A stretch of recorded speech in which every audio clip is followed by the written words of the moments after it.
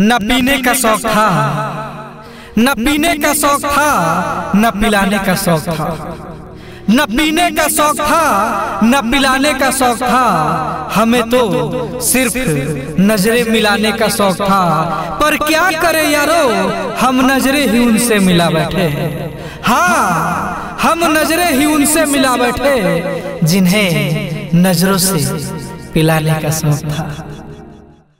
तुम्हें देखने की तमन्ना है इस दिल में।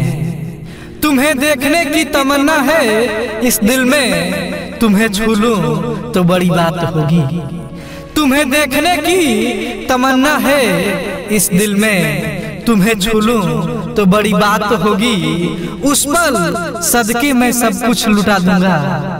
हाँ, उस पल सदके मैं सब कुछ लुटा दूंगा जिस पल हमारी आपसे मुलाकात होगी।